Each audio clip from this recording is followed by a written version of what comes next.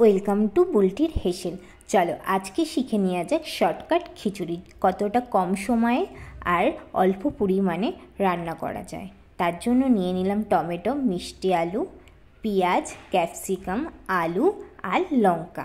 ফার্স্টে নিয়ে নিলাম চাল, 1.5 কাপ মতন চাল নিয়ে নিয়েছি। আর নিয়ে নিয়েছি ডাল, মুসুরির ডাল 1.5 কাপ মতন। গরম জলের মধ্যে দিয়ে দিলাম ফার্স্টে চাল, তারপরে দিয়ে দিলাম ডাল। এগুলো কিন্তু কোনো কিছু ডাল ভাজারও কোনো প্রয়োজন নেই এখানে।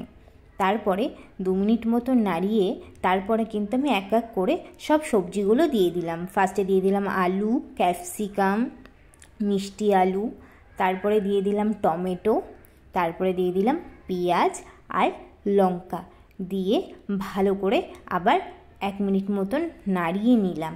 নিয়ে তারপরে কিন্তু আমি এখানে ঢেকে দিয়ে দিলাম ফোটার জন্য। যখন ফুটে উঠলো ভালোভাবে তখন কিন্তু আমি লবণ আর হলুদ দিয়ে দিলাম।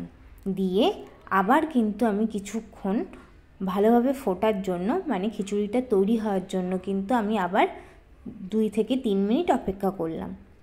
তারপরে আমি দিয়ে দিলাম অল্প পরিমাণ চিনি, দিয়ে আবার ঢেকে দিলাম। তারপরে পাশে আমি সর্ষের তেলের মধ্যে গরম হয়ে যাওয়ার পরে দিয়ে দিলাম শুকনো লঙ্কা, তেজপাতা, 5 ফোড়ন আর আদা দিয়ে ভালো করে তৈরি করে নিয়ে আমি কিন্তু ফোড়নটা খিচুড়ির মধ্যে ডাইরেক্ট ঢেলে দিলাম। আমার কিন্তু খিচুড়িটা রেডি হয়ে গেছে।